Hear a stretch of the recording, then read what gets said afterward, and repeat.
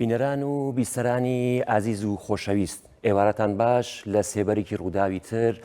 لە زاگرۆس 24 من جەماڵ حاجی لە خزمەتتاندا دەبم. بۆ ئەم تەوەرەی ئەم شەومان ئەگەری هەڵگیرسانەوەی شەڕ و هەڵوێستی حیزبەکانی کوردستان هەڵدەسەنگێنین.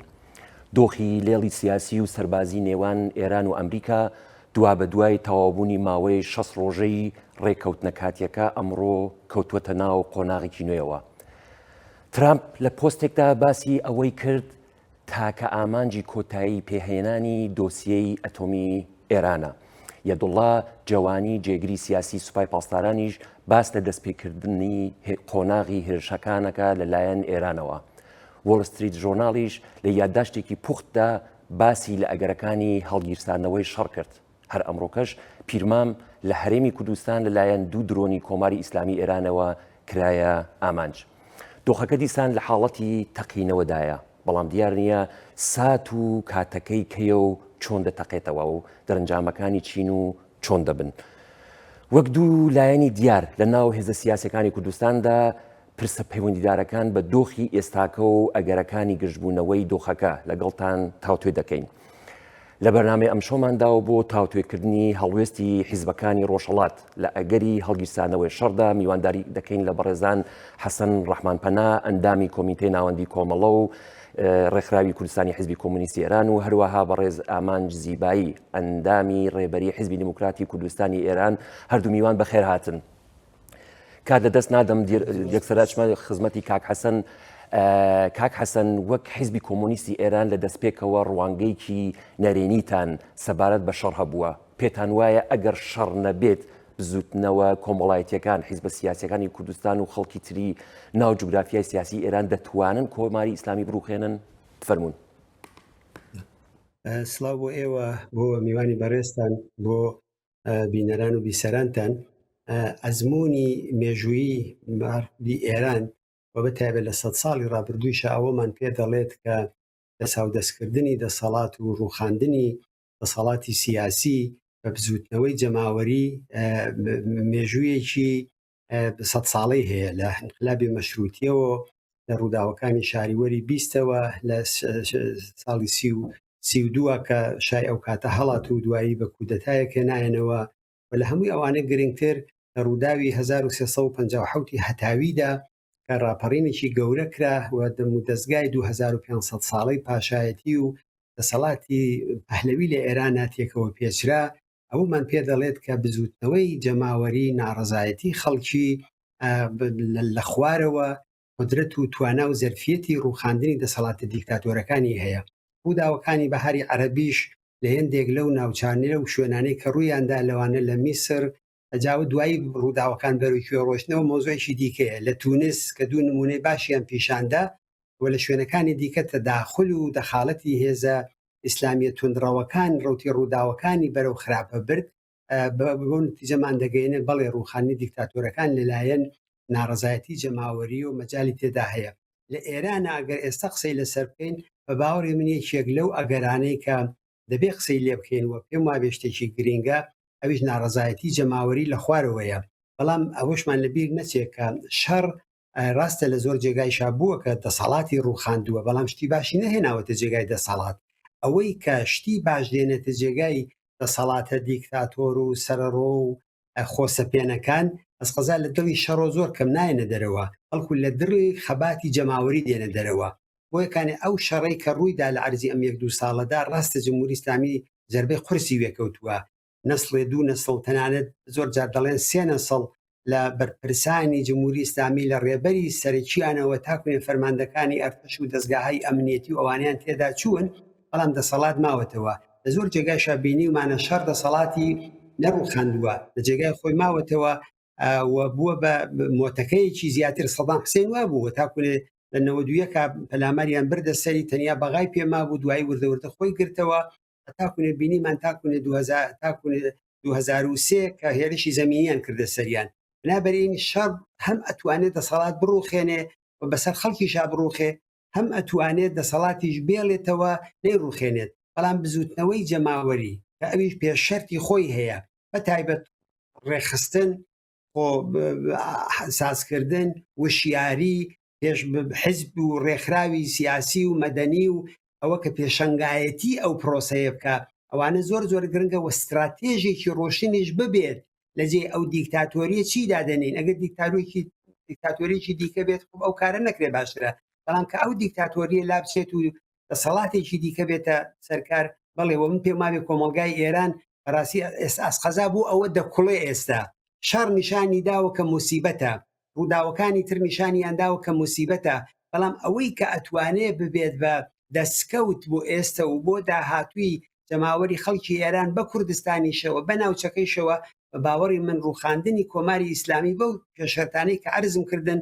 ڕاپەڕینێکی جەماوەری و حرەکەتێکی گشتگیردایە کە بتوانێت دەسەڵاتی کۆماری ئیسلامی بە هەموو ئاسەوارەکانیەوە کە شتی باشی تێدانە بخاتە بەڕاستی زبڵدانی مێژووەوە. کاک حەسەن بە دیاریکراوی یعنی ئەتوانین بڵین گەل دەتوانن کۆماری ئیسلامی ئێران بڕوخێن ئەگەر زۆر کورتی پێم بڵێ بە تاکید من پێم وابێت دەتوانن بیڕوخێن بەڵام ئاخر هەروە بە ڕوخانێکی ئەوەی کە پێی دەڵێن کوێر ئاواژ نابێت عەرزم کردی دەبێت جەماوەری خەڵک ئەو زەختەی کە لەسەریانە ئەو زەختە بتوان بکەن بە ئیمکان مثل لە بواری مادیە خەڵکێکە لەو پەڕی هەژاری و فەقیر و بێنانی و ئاوی دابێت نەتوانێت دەسەڵات بڕوخێنێ خەڵکێکە ڕێکخراوی نەبێ کوردستانی لێ دەرکە کە ئێمە ئەحزابی سیاسیمان لە ڕاستیەوە لە چەپیەوە لە میانەیەوە لە هەمووی ئەوانەوە هەیە لە باقی ئێران ئێمە بەداخەوە ئەوانەمان نییە وەکانێت پێشەرتی ڕوخاندنێکی وشیارانە ئاگاهیە ڕێکخراوبوونە کۆدەنگیە و زانین بۆ ئەوەی کە چی ئەەکەین چی دێنینە جێگاکەی 57 جمهوری ئیسلامی دەیزانی چی دەکات کومەینی هەردێکوت شا بڕوخێ دوای فکری لێ دەکەینەوە بۆ ئەوانەوە استراتێژ بوو بەڵام خەڵکی ئێران نیان دەزانی کە من نەمان دەزانی هەتا و جعبە جادوویەیشی کە بەهار نایەنە پێش دەستمان نەمان دەزانی چی تێدایە ئایا نا ئەلبەتە کوردستان دەیزانی بە دروستی وتی نا ڕەنجا بۆیەکانی ئەو پێشەرتانەی ئەگەر سۆگەر بێ بەڵێ من پێم وابێ دەتوانێت ڕوشمێک هەیە لەسەر ئەو مژارە کە دەڵێن لە ساڵی 57دا ئینقلابیەکان ئەیان زانی چیان ناوێ بەڵام نیان دەزانین چیان دەوێت بۆیە توانی کۆماری ئیسلامی دواتر ئینقلابی داگیرکرد با بچمە خزمەتی کاکامانج لە ڕوانگەی جیاوازی ئێوە وەک حیزبی دیموکراتی کوردستانی ئێران پێتان ناخۆش نەبووە هێرشەکانی کۆماری ئیسلامی ئێران لاواز و لاوازتر بکات لە نێوان ڕوانگەی حیزبی خۆتان و تێڕوانینی کاک حەسەندا ئێوە ئەو مژارە چۆن تاوتوێ دەکەن فەرموون سەرەتا ڕێز و سڵاوم هەیە لە خزمەت جەنابدا کاک جەماڵ هەروەها کا حەسەنی بەڕێز و بینەرانی خۆشەویستی زاگرۆز 24 ئەمن دەبێ ئاماژە بۆ بکەم لە سەرەتای قسەکانمدا کە بەداخەوە شەڕ لە کوردستان کۆتایی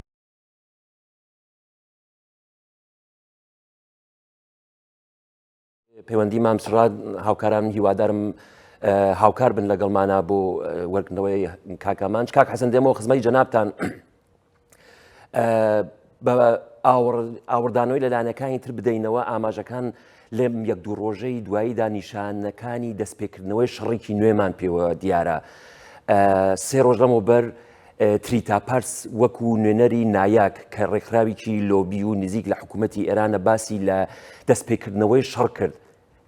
لە لێدوانەکانی دوێنێ و ئەمڕۆژیشتا هەر بە هەمان ئاراستە ئەڕۆن وەک نوێنەری حیزبی کۆمەڵە و کۆمۆنیستی ئێران تا چ ڕادەیەک ئەم ئاماژانە بەڕاست دەزانن جنابتان شەڕ تعریفێکی گشتگیر هەیە کە زۆر جار بەکار دەبرێ و پێشم وایە دروستە ئەوی شەوەیە دەڵێ شەڕ درێژەی سیاسەتە بەڵام بە شێوەی خوێناویەکەی یا ڕنگدانەوەی سیاسەتە ئەگەر لایەنەکانی شەڕ چاو لێ بکەین کۆماری ئیسلامی ئیسرائیل ئەمریکا ئەم سێ لایەنە سەرەکیە هەر کامێکیان سیاسەتی خۆیانیان لەم شەڕەدا هەیە کۆماری ئیسلامی لە ڕۆژی هاتنە سەرکاریەوە تاکوونە ئێستا ئەوڵ دروشمەکانی دژایەتی لەگەڵ غەرب بوو، لەگەڵ ڕۆژاوا بوو، لەگەڵ ئەمریکا بوو، لەگەڵ وڵاتەکانی دیکە بوو. دژمناتی خۆی نیشاندا و سیاسی هەر درێژە داوە. بەنسبەتی ئیسرائیلەوە زۆر جاروتویانە کە ئەمە وڵاتێکی غاسبە، داگیرکەرە، هەچیەکەیە و بە درۆ بوو بە مدافعی فەلەستین. ئەجینا بە باوەڕی من جمهوری ئیسلامی لایەنگری خەڵکی ستەملێکراوی فەلەستین نییە، لایەنگری بەرەی ئازادی خواز و چەپ و عەداڵەت خواز و مافی دیاریکردنی چارەنووسی فەلەستینیش نییە. ئەو ڕۆتای ئیسلامی وەکو خۆی و ئەو جەرەیاناتەی دەویست دژاتی لەگەڵ ئەوانیش کرد. و تەبعاً ئەم ڕووداوانە ڕنگدانەوەی سیاسەتن بۆ ئەمریکایش وەک هێزێکی زلهێز، وەک هێزێکی ئەمپریالیستی تەبیعیە کە هێژمونی تەڵەبی خۆی لە پێش هەموو شتێک لە بەرچاوێتی. زۆر جاری جوتویان ئێمە نە بۆ دموکراسی هاتوین، نە بۆ مافی مرۆڤ هاتوین لە کورد ئێرانە، نە دەمانەوێت ئەوانە بکەین. نابەرین بۆ ئەولا بۆ لایەنی ئیسرائیلیش خۆ بەردەوام پیان وتووە لە بینتان دەبین، دەتان خەینە ناو زبڵدانی مێژووە، چیتان بەسەردێنین، دەبێت پاکتان کەینەوە لەسەر گۆی زەوی. هەست کەوایە ئەم شەڕە نەتیجەی ڕنگدانەوەی ئەو سێ سیاسەتە بووە. بۆ ئیسرائیل ڕوخاندنی کۆماری ئیسلامیە، بۆ ئەمریکا سازش لەگەڵ کۆماری ئیسلامیە، سازشی لەگەڵ کا دەستەمۆی کا هێزەکانی ناوچەیەکەی نەهێڵێت و ئەگەر بتوانێت ئەرکێکیشی پێ بسپێرێت لە ئوموراتی بەڕێوەبردننی ناوچەی ئەوەی کە لە زمانی شادا بوو. لەمەش گرنگتر بە باوەڕی من ئەوەیە کە ئەمریکا بەشێک لەم شەڕە لەگەڵ سین و لەگەڵ رووسیاکە. رووسێکە لەو لاوە دەرگیرە لە ئوکراینە، قابل لە پیخۆش نەبێت جبهەیە بکاتەوە کە هەم ڕۆژئاوای پێوە خەریکە، هەم ئەمریکای پێو خەریکە، ئەم چەک و چۆڵەکانی کە ئەوان دەینێرن لەم شەڕی ئێرەدا سەرفیکە هەدەفی نەبێتەوە. چینێکە خەریکە هێژمونیەکی بەربڵاو لە ناوچەکەدادا ئەمەزرێنێت و ئێرانێکێک لەو کاناڵانەیەتی و زۆرترین نەوتەکانی ئێران بە هەرزانترین قیمەت لەلایەن ئێرانەوە نێردراوە بۆ چین، قابلە ئەمریکا ئەوانە لە بەرچاوی نەبێت. بنابەری ئەم شەڕە لە واقعدا شەڕی بینی زلهێزەکانیشە، بەڵام بە یەک معنا نیابەتی دەیکەن. ئێران بە نیابەتی دەیکات، لایەنەکانی تریش بە جۆرێکیکە. من پێم وابێ شەڕیەکێک لە ئەگەرەکانە دووبارە ئێمە ناتوان بڵێم 100%، بەڵام پێم وابێ بۆ جمهوری ئیسلامی بە دەلیلی ئەو قەیرانە ئابووری و سیاسی و کێشەی سەرەوەی شتەی کەوتووە، بە باوەڕی من بۆ جمهوری ئیسلامی ئێستا زۆرتر لە ئەولەویەتایە تاکوونی ئەمریکا. دام وایە ئێران و ئیسرائیل هەردووشیان ئەو شەڕیان لە هەموو کات یا لە خەڵکی دیکە پێ خۆشتر بێت. زۆر سپاس دەکەم کاک حەسەن، خۆشبەختانە کاگامانجمان وەرگرتووەتەوە. کاکامانج نازانم تا چەند گوێتان لە قسەکانی کاک حەسەن بوو، فەرموو بەردەوام بە لەسەر قسەکانتان. زۆر سپاس. ئەمن لە درێژە باسەکەمدا دەمەوێت ئاماژە بەوە بکەم کە بەداخەوە شەڕ لە کوردستان کۆتایی نەهاتووە. دوو ڕۆژی دیکە ساڕۆژی 28 گەلاوێژە کە دوو ڕووداوی مێژوویی تێدا کراوە. یەکیان ئەوەی کە خومەینی بە فەرمانی خومەینی جەهات بە دژی گەلی کورد، بە دژی نەتەوەی کورد کراوە لە ڕۆژهەڵاتی کوردستان و ئەو لەشکرکشیە کراوە کە هەتا ئەوڕۆ ئەو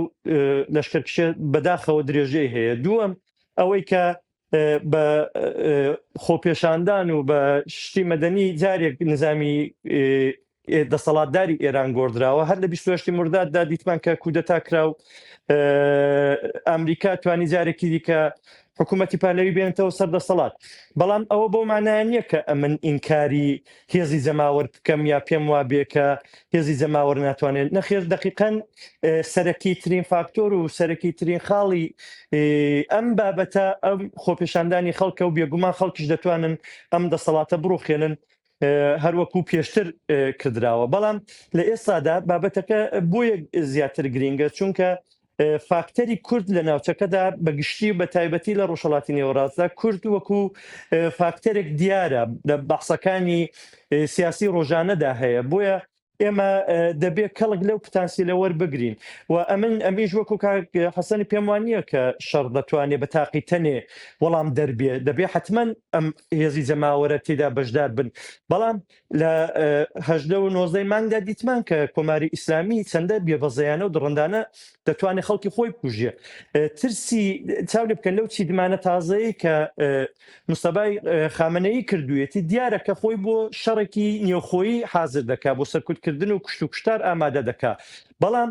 شەڕ دەتوانێت یەکێک لە فاکتەرە یارمەتی دەرەکان بێ بۆی کە گۆڕینی نظامی کۆماری ئیسلامی زووتر بکاتەوە. لە ڕوانگەی منەوە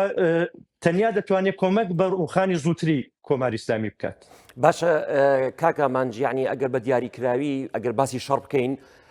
کۆمەڵەوەکو حیزبی کۆمونیستی ئێران یعنی لە ڕۆژەکانی یەکەمەوە هەر ینی بە سراحەت دژی شەڕ بووە بەڵام ئێوەکو حیزبی دیموکراتی کوردستانی ئێران نەک بڵین لایەنگری شەڕ بەڵام لایەنگری ئەوە بوون کە ئەبێ هێزی ئێران لاواز بێت اینجا دەست پێ بکرێتەوە هەروەها کە خۆشتان ئاماژتان پێکرد لە 1990 دەیدا کە بەوە ناسراوە کە هەتا ئێسش دیار نییە چەندێ خەڵکی ئێران یانیان بەخت کردووە یعنی نەماندید کە ئەو سیستەمە بڕوخێت ئایا ئەمە هۆکاری لاوازی ئۆپۆزیسیۆنی ئێرانیە ئەگەر باسی ئێران بکەین باسی کوردستان نەکەین جارێ کاک زەماڵ ئەمە بڕوام وایە کە پرۆسەی ئینقلاب پرۆسەی شۆڕش پرۆسەیەکی یەک دوو ڕۆژە نییە دەبێ ماوەیەکی زۆر بێ و بەداخەوە لەگەڵ سیستەمێکی دیکتاتۆری توتالیتار تەرەفین کە هەموو زەبروزەنگێک و هەموو دڕەقیەک بەرامبەر بە خەڵکی خۆی بەکاردێنێت بەرامبەر بە خەڵکی مەدەنی جگە لەوەی کە بۆ خۆی دایانکوژە دوای بوختانیشان پێدەکاوە بە نێوی ئەوەی کە جاسووسی ئەولای بوون ئەوە بۆتە هۆکارێک بۆی کە و زیاتر بتوانێت زەربە لە قزوتنەوەی مەدەنی لە نێو خۆی ئێران بدات بەڵام شەڕ یەکێک لە باشیەکانی ئەوە بووە چاو لێ بکەن بەشی زۆری فەرماندەکانی گروپی تەرۆریستی سوپای پاسداران لە ناو چوون عەلی خامەنەیی یەکێک وەکو گەورەترین دیکتاتۆر لە ناو چووە شتێک بە نێوی عەلی خامەنەیی نەما بەڵام سیستەمی کۆماری ئیسلامی ماوە بەڵام ناتوانین هەر هەمان حسابی پێش شەڕی لەسەر ئەم سیستێمە بکەین ئەم سیستێمە ئێستا تووشی دووبەرەکی بووە تووشی شەڕێکی ناوخۆیی بووە و لانی کەم لێکۆڵینەوە سیاسەکان وامان نیشان دەدات کە یەکگوتاری لە کۆماری ئیسلامیدا نەماوە بۆیە هەر هۆکاری سەرەکیشی ئەم لە ناوچوونی بەرپرسان و فەرماندەرەکانی سوپای پاسداران و ڕێبەری کۆماری ئیسلامی بووە و ئەگەر لە ئەگەری دووبارە بوونەوەدا کە ئەمیژ وەکو کاک حەسەن پێم وایە ئەگەری زۆری هەیە کە ئەم شەڕە بە تایبەتی ئەو ڕۆکە ماوەی 6 ڕۆژەکە خلاص دەبێت دووبارە دەست پێ بکاتەوە بەڵە بێگومان ئامانجی نوێیان دەبێەوە بەشێک لەو هێزە سەرکوتکارانە لە ناو دەچن ئەوەش یارمەتی بە پرۆسەی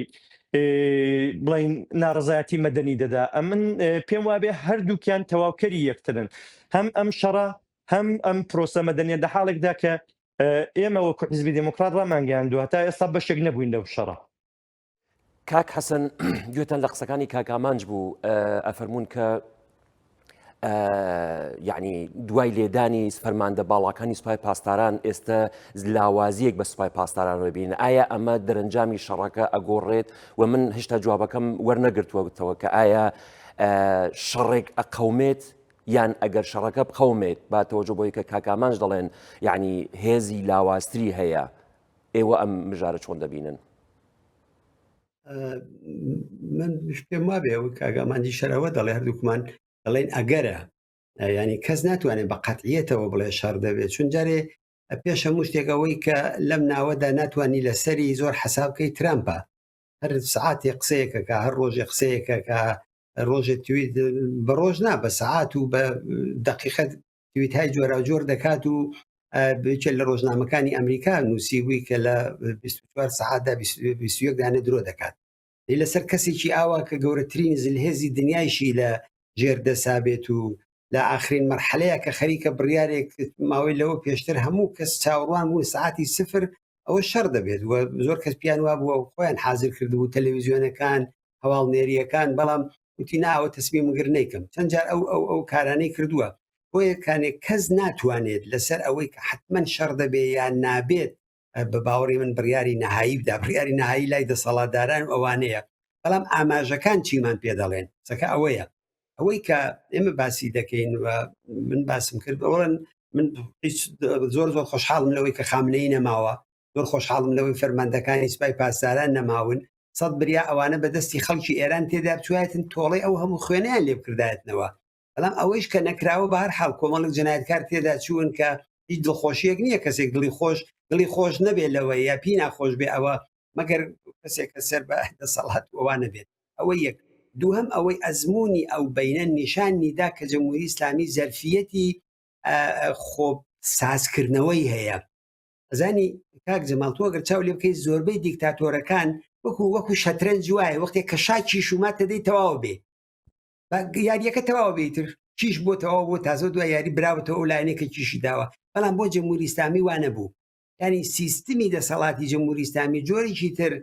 چیدمانی بۆ کراوە جۆرێکی تر داڕێژراوە کەوا وای بەسەر نەهات و بێژگەلەوە بە باوەڕی من ئەگەر ئێمە پێمان وابێت ئەمە هەمووی توانا و زەرفێتی جمهوری ئیسلامی و لێهاتووی فەرماندەکانی سوپای پاسدارانە ئەمە هەڵەیەکی استراتێژی زۆر گەورەیە کار لێکۆڵەوەرێکی سیاسی بیکات ئەمە ئیمکاناتی تەکنۆلۆژیای چینە ئەمە ئیمکاناتی درۆن و پەیارە و چەک و چۆڵ و ئەوانەی ڕووس و ئەزمموی شەڕێکی 4 ساڵەیەکە ئەوان دەستەویەخە لەگەڵ ناتۆ خەریکن لەگەڵی دەرگیرن من نازانم ئێستا بڵێ مەسەلەن ئایا کوونە چەند نەفەر لە فەرماندەکانی ئەوان لە شەڕەکانی ئێران لەگەڵ ئەمریکا و لەگەڵ ئیسرائیل و ئەوانەیە بەشدارن بەڵام ئەتوانم ئەوە بڵێم بە ئیتمینانەوە کە ئەمە تەنیا توانایی و قدرەتی جمهوری ئیسلامی سوپای پاسداران نییە خۆیان دەیانەوێ وان نیشان بدەن بەڵام ئێمە نابێ باوەڕ بەو درۆیە بکەین ئەوە جمهوری ئیسلامیە بە تەنیا خۆی خەریکە زلهێزێکی وەکو ئەمریکا لە بەرابەریدا دەستەوەسان ڕاوەستاوە بۆیەکانە من پێشتریش عەرزم کردی ئەم شەڕە ڕنگدانەوە و جوابدانەوەیەک بە شەڕی ئوکراینە جوابدانەوەیەک بەو گەلە کۆمەکیەیە کە ناتۆ و ئەمریکا و ئەم چەند 15 وڵاتە لە رووسیا کردویانە و ئەوانی ژێرە خەریکن تۆڵەی لەکەنەوە بنابەرین بێت لەو چوارچێوەیەدا بیبینین و ئەوە تەنیا کارامەیی خودی فەرماندەکانی ئیسپانیە بێجگەلەوە یەک ئیمتیازیش کە جمهوری ئیسلامی بوویەتی خەریکە ئەو ئیمتیازانەی لە دەستەچێ ئەویش گروپە نیابەتیەکانی بووە ئێستا لوبنان تقریبا ئەو گروپە نیابەتیانە جوڵێکی وایە نییە بەردەوام لەژێر لێدانی ئیسرائیلایە لە غەزە ئەگەرچی بە قیمەتی 20,000 منداڵ و 50,000 بنیادەمی دیکە و 100,000 ئینسان تێدا چووە بەدەستی ئەو تاوانانەی کە ئیسرائیل و ناتانیاهۆ کردویانە بەڵام حماس ئەو دەور و نەخشەی نییە ئێستا ئەو دوو هێزەی کە خەریکن شەڕ بۆ ئێرانەکەن لە ناوچەکەدا حوسیەکان و لەگەڵ حەشد الشعبیە کە ئەوانش ئەگەر بەم شێوە بڕواتە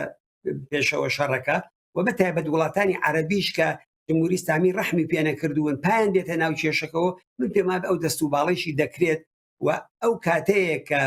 ئایا ئەمریکا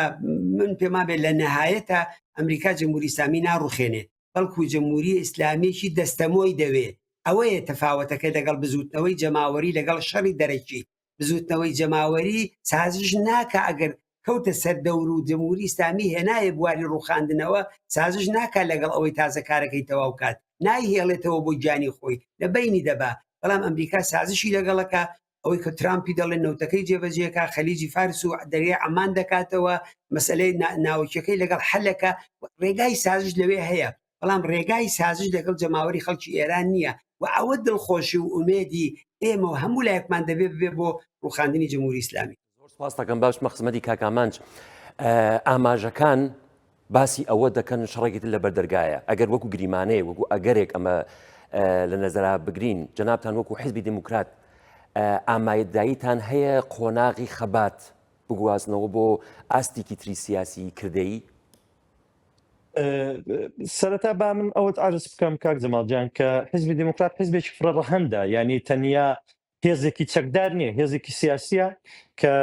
خاوەنی ڕێبەری خۆیەتی خاوەنی دەفتەری سیاسی و دەستەی کارگێڕی خۆیەتی و ئەو بڕیارانە لە سەطحی ڕێبەریدا دەدرێت کە چۆن بکرێت لە حاڵێکدا ئێمە کەڵک لە هەموو زەرفێتانە وەردەگرین ئێمە هیچ لایەنێکی خەباتی خۆمان تەعتیل نەکردو بەڵکو پێمان بە پێی موقعیت و زمانەکەی خۆمان پێمان وایە کە ئێستا ئەو شێوە خەباتە باشترە لەو شێوەی دیکە بۆیە ئەگەر قەرار بێ شتێکی ئاڵوگۆڕێک بکردرێ ئەو حتمما ڕێبەری حیزبی دموکراتی کوردستان و لەگەڵویش هاوپەیمانی هێزەکانی ڕۆژهەڵاتی کوردستان ئەو بڕیارە دەدەن و پێم وا بێجارێ ئەمن ناتوانم ئەوەی بەڕوونی وەڵامی جەنابەت بدەمەوە کە چ دەبێەوە یا چ دەکردرێت بەڵام سەبارەت بە هەر ئەو پرسیارەی پێشوتان کە لە کاک حەسەن و پرسی ئەمن دەبێت ئاماژە بۆ بکەم کە من پێڕوانینێکی جیاوازم هەیە ڕاستە کۆماری ئیسلامی لە یەکەم ڕۆژی هاتنە سەر دەسەڵاتیەوە تا ئێستا تەواوی قوت و سامان و سەروەتی ئەم وڵاتەی پەرجی درۆن و موشک کردووە بەڵام ئەوە نابێتەوە کارێک بۆی کە پێما وابێ کۆماری ئیسلامی چونکە فەرماندەکانی نەماوە زەعیف نەبووە ئەمن پێما بێ زۆر زەعیف بۆ چاو لێ بکەن لە دوای کوشتانی قاسمی سولەیمانی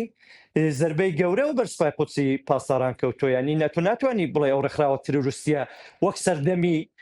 قاسمی سلەیمانی دەجوڵێتەوە یەکدانە فەرماندەی مەیدانی دەتوانێت کاریگەری خۆی هەبێ هەروەکو نمونونەکەم بۆ هێنانەوە و باقی ئەو کەسانێک کە کوژراون بە قەولی فارستنی دانە دروشتەکانی سوپای پاسدارانە ئەو کەسانن کە ئێسکیان تێدا لە سوپای پاسدارانە ئێسکیان تێدا شکاند و لە دامەزرانەکانی بوون لە سەرتاوە و بەداخەوە زۆربەی هەرە زۆریشان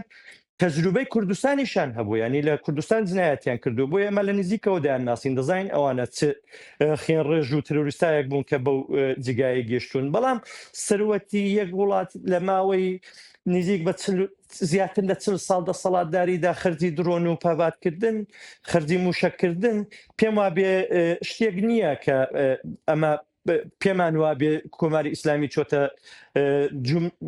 ڕیزی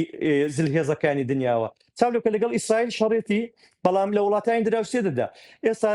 لەو ماوەیەدا بزانن یەکدانە درۆن یەکدانە موشک بۆ لای ئیسرائیل چووە فقط ئەوڕۆ بەیانی لە هەرێمی کوردستانی داوە ینی کۆماری ئیسلامی نیشانی داوە کە وڵاتێکی بەرپرسیار نییە ئەگەر ڕۆژێک لە ڕۆژان شەڕ نەبێت یاهرا ئەو حکوومەتە لەسەر دەسەڵات بمێنێتەوە کە زۆر لاوازە ئەگەرەی من بەڵام دە هەر سوورەت ئەگەر کۆماری ئیسلامی لە دەسەڵاتدا بمێنێتەوە حکوومەتێکی سەرڕۆ و درتر لە جاران لە ناوچەکەدا هەیە کە تەجروبە هێرشکردنە سەر وڵاتانی دراوسی هەیە لەگەڵ 14-15 وڵاتی دەرەکی شەڕی کردووە و ئەمن پێم وابێ کۆمەڵگای مدرن و کۆمەڵگای نێودەوڵەتی دنیای دیپلۆماسی دنیای دموکراسی قبولی ئەم حکوومەتە ناکات جارێکی دیکە توانێت خۆی ئابدەیت کاتەوە بۆەوەی کە هەروەکو ئێستا لە قسەکانیدا هەڕەشە لە ئوروپا دەکا هەڕەشە لە ئەمریکا دەکات دەڵێ ئێمە ماهوارە و سەتەلایت دەنێرین بۆ فەزا بەڵام ئەگە سەری موشەکەکانمان کەمێک سوورەنین دێگەینە ئەمریکا ئەمن پێم وابێ ڕاستە لەگەڵ ئەو فەرمایشانەی کە حەسەنی هاوڕام کە ڕێبەری یا ترامپ کەسێکە کە زوو قسەکانی دەگۆدرێ بەڵام ئەمە نابێتە هۆکار بۆی کە ئەمریکا چاو لە ئاسایشی نەتەوەی خۆی بکوچێنێەوە جارێکی دیکە ئەو شانسە بداتەوە بە کۆماری ئیسلامی کە بەهێزتر لە جاران و بۆ پڕکردنەوەی خاڵە لاوازەکانی خۆی جارێکی دیکە دەست بۆ سازکردنەوەی چەک و تەقەمەنی بەرێک ئێستا دیکە بە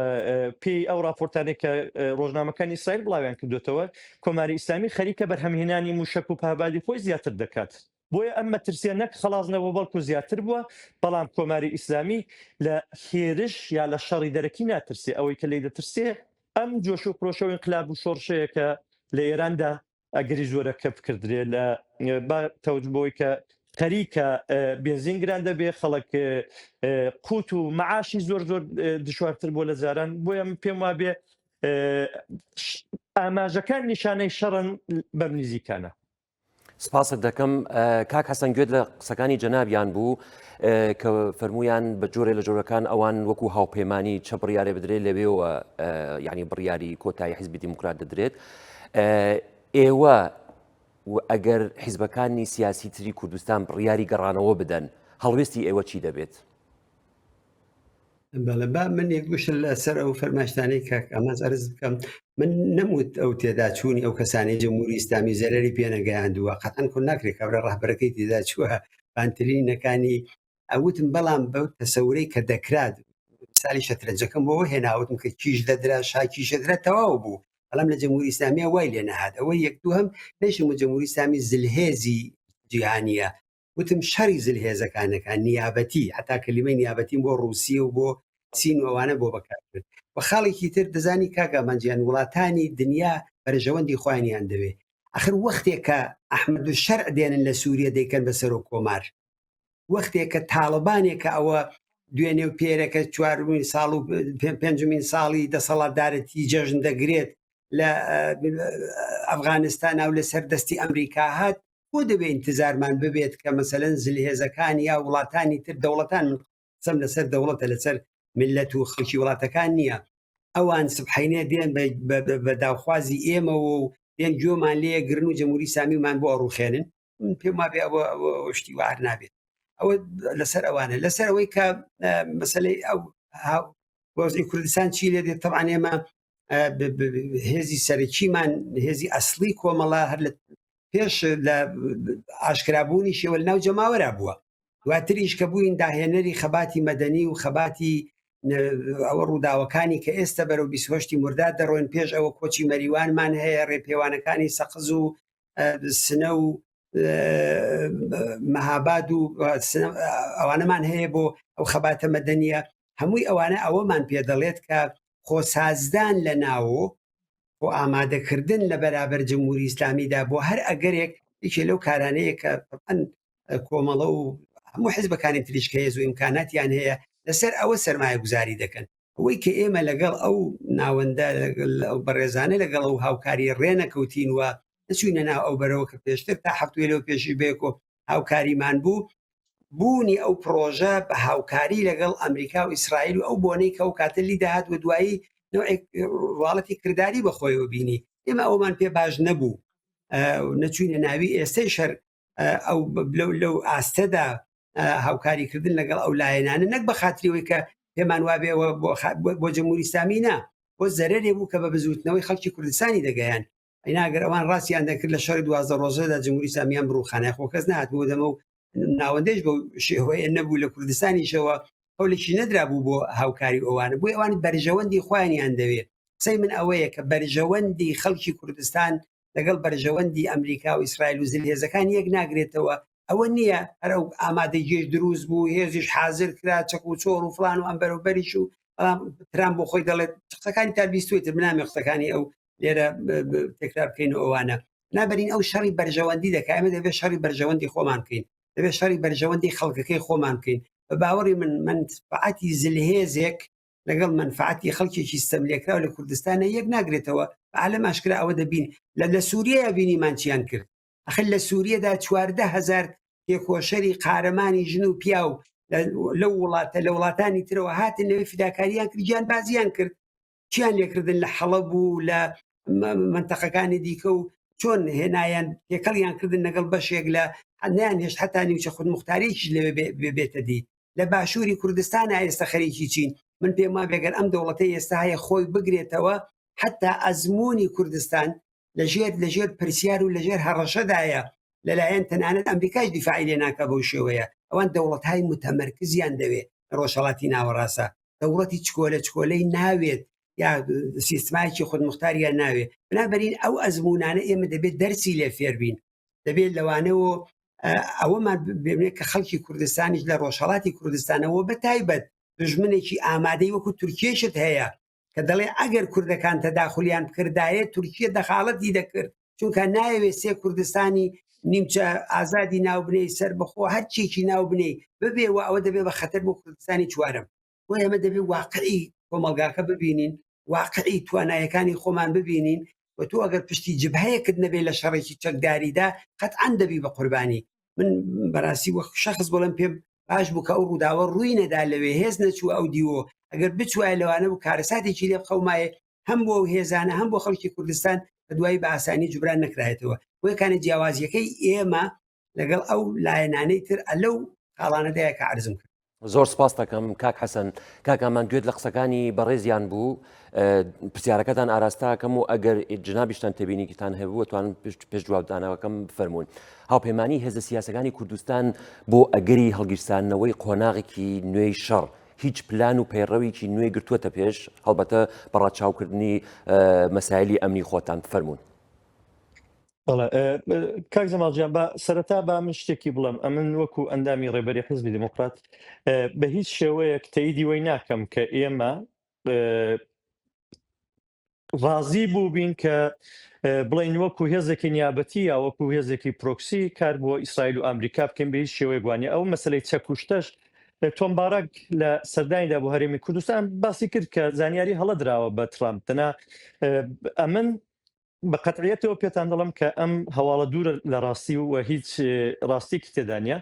بۆیە ئەوە هەر بەشێکە لەو فێک نیوزەی کە لە دنیادا بڵاو بووە کە ئەلحەن دەبینین بەحسەکەشی نەماوە بەڵام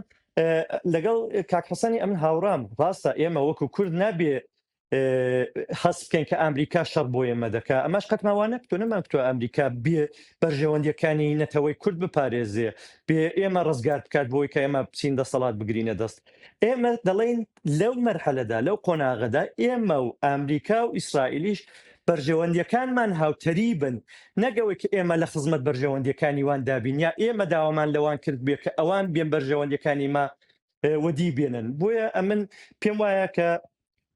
لە قۆناغی ئێستادا حیزبی دموکراتی کوردستانی ئێران و هاوپەیمانی هێزەکانی ڕۆژهەڵاتی کوردستان دروستیان عمل کردووە و ئەگەر بەحسێک لە چوونەوە یان نەچوونەوە بێ ئەوە بڕیاری ئەم هاوپەیمانیە بووە یا بڕیاری حیزبەکان بووە ینی فاکتەرێکی دەرەکی نەبوو بڵێن چونکە ئەوە دەبێ نەمان کردووە ئەگەر ئەوە نەبا ئێمە وەکو حیزبی دموکرات بەرپرسیارین لە گیانی هاوڵاتیانی خۆمان لە نێوخۆی ڕۆژهەڵاتی کوردستانیش ئەمە لە زۆربەی ناوچەکانی ئێراندا خۆپێشاندان و تەزاوراتە بوو بەڵام حیزبی دموکرات جورئەتی ئەوەی هەبوو کە لە ئاستی سکرتێردا بێ باز داوا لە خەڵک بکاتەوە کە کەمێک دام بە خۆدا بگرن و ئارام بن بۆی کە بتوانانی چ بکەیانی ئەم دەم هەیە ئەوەی بڵم کە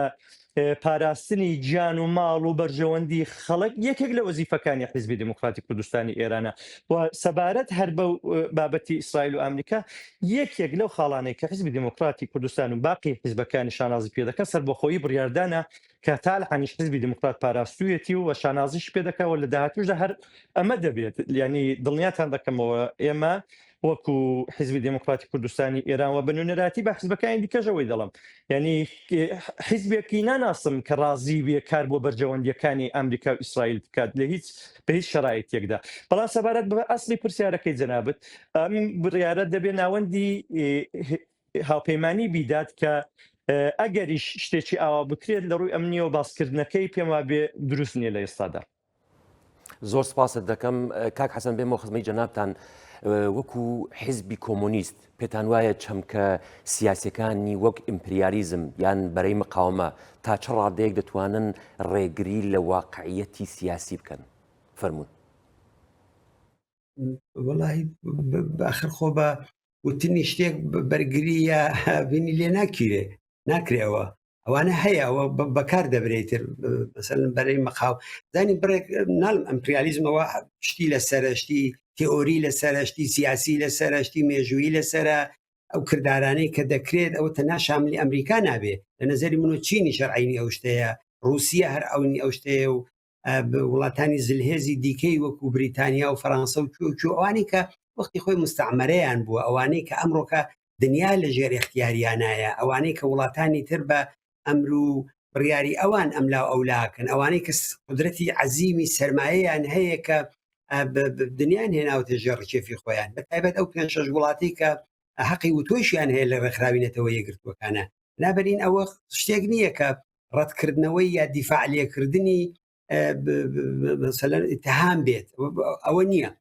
بەڵکو حقەتێکە کە ئەوە هەم لە باری تئۆری و هەم لە باری عملی و هەم لە باری مێژوویۆ بووەوە هەیشە پێشتر مەسەلەن ئیمپراتورەکان ئیمپراتوری ئێران ئیمپراتوری ڕۆم ئیمپراتوری یۆنان نازانم میسر کوێ بەڵام ئەمڕۆ کە ئەمە لە دەورەی سەرمایەداریە بە ئیمپریالیزم تعریف کرا بەتایبەت لە سەردەمی شەڕی یەکەمی جیهانی بەولاوە تاکوون ئێستش ئەوە هەیشەوە ئەوە بە حەزاران بەڵگە و کتێبوانە لەسەری هەیە لەسەر مەسەلەی بەرەی مقاومە حقیقەتێکە کە جەمهوری ئیسلامی دروستی کردووە بەرەی مقاومە ئەو لایەنە خۆشیان پیان وتووە کە ئەوە لایەنەکەی بەناوی بەرەی مقاومەن کە ئەوانە جەمهوری ئیسلامی دەڵێ ئێمە تاکوونێ سەر ئێسقان لەگەڵ یانین ئەمانە بە نەوت و بە پارە و بە خوێن و بە گۆشت و بە چەک و بە هەموو شتێکی جەمهوری ئیسلامی کە لە دەم خەڵکی ئێرانی گرتووەتەوە بە ئەوانەی پێ بەخێو کردووە لە کەسەتوانێت منکری ئەوە بێ کە ئێستا لە عێراقا جمهوری ئیسلامی ئەلبەتە ئێستا نەقێکس بووە دوای هاتنی ئەم کابرا و پێشتریش لە دەورەی شەڕەکانە جمهوری ئیسلامی باندەست بوو کەسەتوانێت ئینکاری ئەوە کا بڵێت لە دەورەی قاسمی سولەیمانیە لە 5 دانە وڵات خۆیان دەیانکوت پایتەختی 5 دەوڵەتمان بەدەستەوەیە لە ڕێگای چیەوە بەدەستیانەوە بوو ئایا خۆشەویست بوون ئایا قابلی ئەتبار بوون نەخێر ڕێگای پرۆکسیەکانیانەوە لە ڕێگای ئەو هێزانەوە کە بە چەک و بە پارە و بە کڕین و بە تۆقاندن و بە کوشتن و ڕێگای حیزبوڵڵاهی تر حەسەن نەسرۆڵات دەوڵەتی تەعیینە کرد لە ڕێگای ئەوانەوە نەخۆز وەزیری ئەو کاتەی حەریریان ترۆر کرد کە هەموو ئاماژەکانەوە بوو کە کاری حیزبوڵڵاهی و لە پێناوی جمهوری ئیسلامی و ئەوانەدا کردویانە لە شوێنەکانی دیکە ئەو شەڕی کە مەسەلەن لە یەمەن ناکرا ئایا کونێ ئەوە حوسیەکانی مەجموعەیەک خەڵکی ڕەشوڕوتی بێ ئیمکاناتی کۆ ئەلانیش دەیانبینی کەوش لە پایەنانیە بەوانەوە شەڕ دەکرێت یا ئەمە درۆنەکان و موشەکەکان و ئیمکانات و فەرماند ئەو هەموو فەرماندەی سوپای پاسدارە بۆ لە ئەو وڵاتانەیە کوژران ئەگەر ئەمانە سەر بەوان نەبوون وە لە واقع لە جمهوری ئیسلامی و بڕیاریان وەرنەدەگرت بۆی کانێ مەسئلەی ئەم هێزی نیابەتی و ئەوانە ئەو واقعیەتێکە بەڵام ئێستا ئەوە وای لێ هاتووە لە ناو هێندێ لە حیزبەکانیشە بەتایبەت بە کەسانێکە بۆ خۆیانیان پێ لە ناوبەرەی چەپە ئەناسیەوە نوعێک سەمپاتی بۆ ئەم شەڕە بۆ جمهوری ئیسلامی ئەوەش لە مەوردی ئەوانەوە بەکار دەبرێت لایەنی حیزبی تودا چریکی ئەکسەریەت بەشێتر لە چەپهایەکە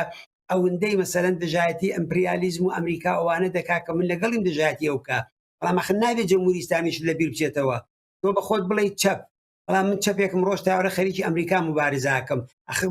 خۆ من کۆمونیستێکی ئەمریکایی نیم شۆڕژێڕێکی ئەمریکایی نیم من خەڵکی ئەم وڵاتەم مەوزوعی کارەکەی من جمهوری ئیسلامیە هەر ئەوەندەیە دەڵێم ئیمپریالیزم خراپە خڵاب و نەوت دەبا خەڵک دەڕوتێنێتەوە چیەکە بەڵام کاری عملی من لە وڵاتەکەی خۆمە ئەو قسە زلانە بۆ نەکردنی عمل لە وڵاتی خۆتایە بۆ یەکانی ئەوانە دەکرێت بۆ یەکانی ئەوەیش بۆ معنایە زۆرێک بەکار دەبرێت کە معنای سیاسیەیە. سپاس دەکەم 2 دقم بەدەستەوە ماوە یەک دقە پرسیارێک ئاراستەی هەردوو بەڕێستانەکەم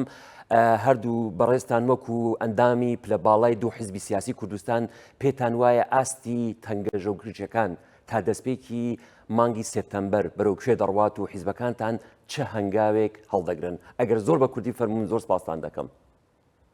کاک ئامانج فەرموو. ئەمن پێم وایە بێ هەموو شتێک گرێدراوی بارودۆخی ناوچەکەیە چاو لێ بکەن ئەوڕۆ بەیانی کۆماری ئیسلامی هێرشێکی کردوتە سەر ئەنجومەنی بنکە و بارەگای سەرۆگۆزیرانی حکوومەت هێرێمی کوردستان لەوانەیە سپینێ کارێکی دیکە هاوشێوەی لە وڵاتێکی دیکە بکات بۆیە ئەو ئاتەش بە اختیارانەوە ئەو فەرماندە سەرڕۆیانەی کۆماری ئیسلامی بە تایبەتی سوپای پاسداران لە ئەگەری هەر کردەوەیەکی خودسەرانەدا دەتوانن جارێکی دیکە ئەم ئاورە لە ناوچەکەدا هەڵبگیرسێنەوە و ئەوەی بکەن بەڵام هەروەکو جەنابەت ئاماژەت پێکرد کۆماری ئیسلامی ئێستا بۆ خۆی پێویستیم بەم شەڕە هەیە چونکە لە دڵوتنەوە نێوخۆیەکەی نیگەرانەوە ئەگەری هەیە کە لەو ماوە دیاریکراوەیدا کە جەنابەت ئاماژێ پێ دەکەی وڵا احتیمالی هەیە خەڵک ناڕازێتێکی خەڵک بێنتە سەر شەقام و بارود دۆخەکە بە ئاقارێکی دیکەدا بەرێ ئەو دەم ناچار بن ئەمریکا و ئیسرائیل چاوەڕێی فاکتەری نێوخۆیی بن بزانن چی بەسەر دێت بەڵام ئەمن دەرهەر سوورەت پێم وایە کە کۆماری ئیسلامی پێویستی بەم شەڕە هەیە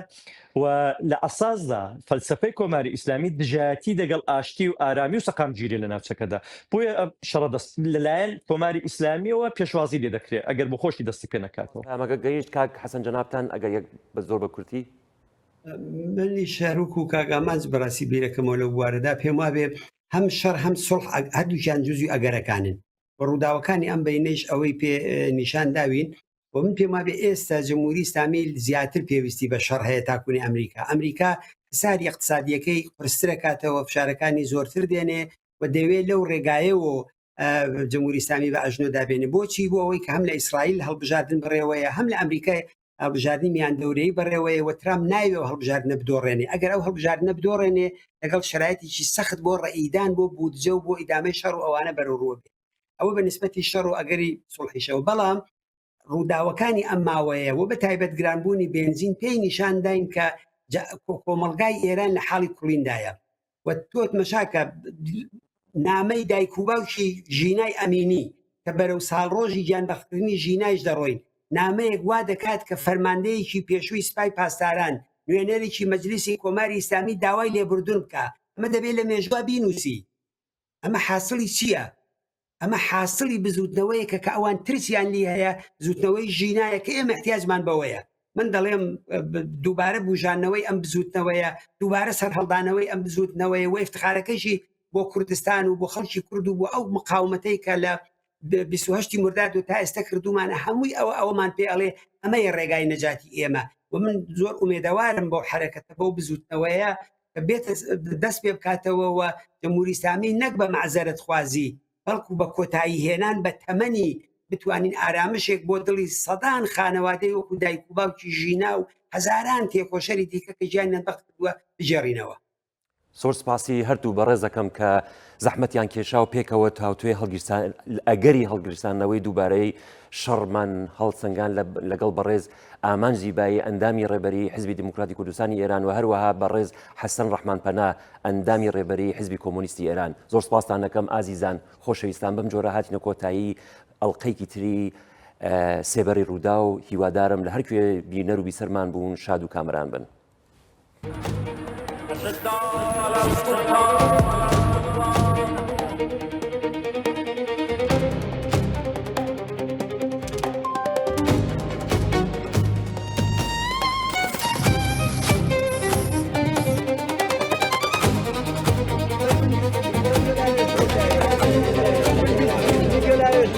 Nicolás,